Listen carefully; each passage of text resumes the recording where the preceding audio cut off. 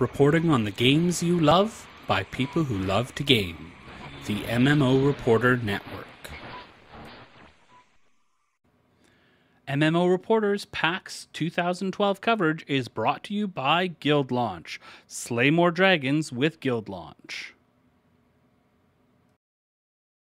So we are here on the bridge of the Novus Aterno set here at PAX. Really excited talking to Nick.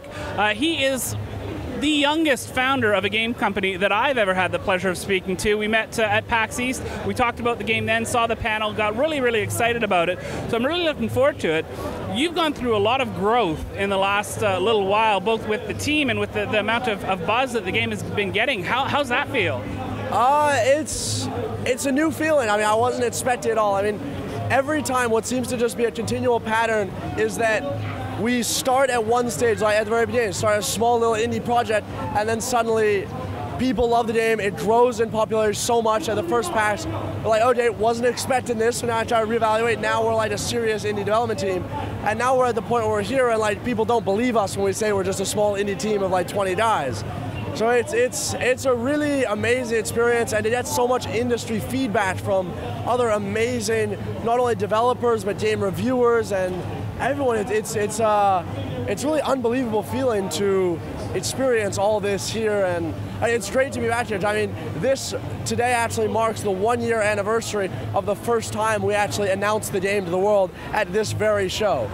So it's really cool. It's like a reunion. We're meeting all of these people that were like some of the few people that came by our little tiny booth way back then, and it's a blast. I'm enjoying the hell out of it. Awesome. So you guys are an MMO RTS. Yep. That seems to be a genre that's taking off all of a sudden in the last little while between yourself and the Nations and a couple of other people. What makes Novus Aterno something that blows those other games out of the water? I think the main thing is our real focus on not sacrificing the MMO or the RTS elements of the game. What I mean by that is that, for example, in the RTS area, we really focus on keeping it a true RTS with empire management, empire building, infrastructure, unit construction, unit development, unit experience gain, and also adding a couple more elements like unit design, the diplomacy and the information elements to it, and the economy elements. And then on the MMO side, it's the size. It needs to be massive. And so I think the main feature of Novus Aterno is how massive it is. It does have 30,000 players on one single RTS map. And that's the feature that we're really most proud of, and it's the most important element about what is Novus Aterno, is that it is a truly massive game. So with the MMO aspect, would you say that this is pretty strongly in the sandbox type rather than the theme park, where you're building the environment and the players are creating what happens in that environment, or will you have things to kickstart the player's experience in the world? It's pretty sandbox, I must admit. It's very much, that's kind of the core philosophy. I mean, in my opinion, a good game is where a player starts playing it, they get so into it that they start expanding on their playing experience by taking the game elements and making a better game out of it on their own just by how they play it. So I mean, that's been a major focus all the way. I mean, you can see it by the way that we have the ship design and all these elements. Really try to get it open-ended as possible so the players can play whatever kind of game they want to play in it. So with that, another big sandbox space game is Eve. I can see a lot of overlay as far as player interest in those two different games. There's the sandbox element of it where players can make their own empires, but there's also some differences in the combat. How do you think a player who's used to playing in Eve with their single ship, their capsuleer, and they're there in their one ship, how do you think they're going to adapt to Novus Aterno? The first main thing that a player in Eve would notice and need to learn, kind of get out of their mindset, is that units are expendable. This is a strategy game. You are a general, and no matter how much every life matters, but at the same time, you should be willing to sacrifice units for the greater good of the war. And that's, I think, the first major step, is trying to stop thinking like a commander of a battleship and start thinking like a consul general of an entire empire. And after that, they'll also quite notice very quickly it's a very much a sped-up, action-based environment where it's not just one big battle. One big battle is just one element of a war, and you may have 15 battles over the course of a day just trying to push that front line a little bit further forwards, closer and closer to your enemy's planets. It's a much more combat-driven game, and there's a lot more action per minute in it. There's a lot more going on and a lot more having to think on the fly. So I mean, you don't know what's to happen. It's a very dynamic environment. You have no idea. You may be in the middle of trying to attack a player, and next thing you know, he's made another enemy that's also started attacking him, and you're gonna have to react very quickly to that, try and either, maybe my enemy of my enemy is my friend there, try and put something together. But I think it's a lot more being able to change strategies midway. It's not as much, this is my course, we're starting this battle, that's what happened, we're to keep on fighting until I win or I die. You have to be much more ready for just the dynamicism of what is space, what is the world. So going on the combat side of things, is this going to be open world, all the combat is in the open world, or is it instant? How does the combat work? Totally open world. There is no instances, nothing. There is just one massive galaxy with 30,000 players per galaxy, and that's it. That's the map. Combat happens somewhere in that map, wherever you find someone. So you're going to find people allying themselves. You'll get huge groups of players, I'm sure. Are you foreseeing, a year down the road, and you have these massive armies battling it off over a single system because for some reason? Is that something that you foresee the game going in that direction? Definitely, but also one thing is we've tried to add in some features to counterbalance that a bit. One of the main ones is an alliance has a maximum of 15 players, and there is no way for a treaty to be enforced in the game between alliances. So of course, multiple alliances can band up together, but that also creates a bit of a weakness, because now you have a huge organization that's getting harder and harder to maintain, and a player could very easily try and sneak in there and create a little bit like distrust between them, and maybe spark a civil war that ignites half the galaxy. And that's how we're hoping. So what we really want to do is introduce new versions of strategic gameplay, where a player may look at and says, okay, right now, we are outnumbered 100 to 1. We can't win on a battlefield. So we're gonna have to win diplomatically. We're gonna have to win some other way. We're gonna have to win this battle before we even get to the field.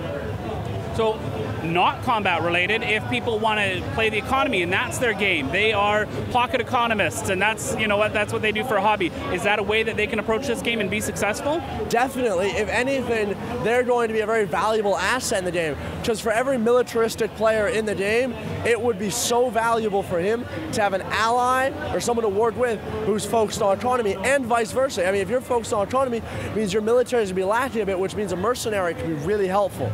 So it's, no matter what way you play this game, the exact opposite is always going to really be your best ally. Awesome, so let's take a look at some footage. Awesome. So we're going to start out here. Here is my home planet. As it is a new account, it's not super developed, but it is pretty much almost full now, but I don't have any other planets yet. Now, what I mean by full is that planet capacity is 97%, which means I only really have room to probably build about one more building. I'll build myself a research lab. So now my planet is completely full. Now, you never really have enough room on your planets, and you really have to concentrate on what you want to specialize on.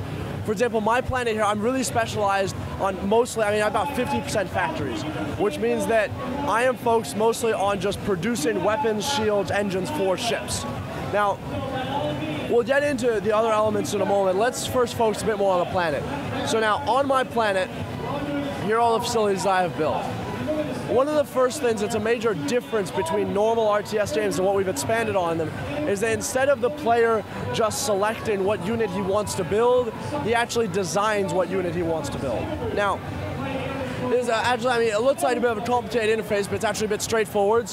Just select which hull type you want, and then just start putting the components onto the hull as you see fit, however you want to design it, totally up to you. Then you save your design. Then once you've saved your design, you go and you select from one of the designs to build. Now, what's happened here actually, I've built an entire fleet already, which means my CP is maxed out. You have a maximum of 40,000 CP, which is your command points. Now this acts as the universal balancing factor because it doesn't matter if you're a new player or a super veteran player, you have the same command points, which is like your population tab. So what happens now, after you finish designing the ship you want to build, you start building it, and then it will take all of the components from the warehouse and put them into the shipyard and start building them. Now in this situation, I wouldn't have all the components I need in the warehouse. Now what that means is that my factory actually has to build the components first. And then once they're built, they move to the warehouse, and once I have all the components I need, then the ship actually starts production. Now, once the ship is finished, it gets moved from the shipyard into the spaceport. Now, in the spaceport, this is where you will land your ships to resupply them, to repair them. It's also where you change the crew on your ships. Now, the crew is a really critical element to the game. How the crew work is that each ship has a certain number of officer slots.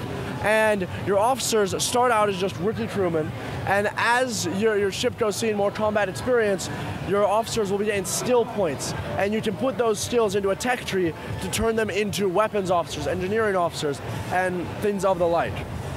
Now, once you have leveled up your officers and they start getting better and better, you're going to want to put them onto your very best ships. So you can actually move the officers between your ships.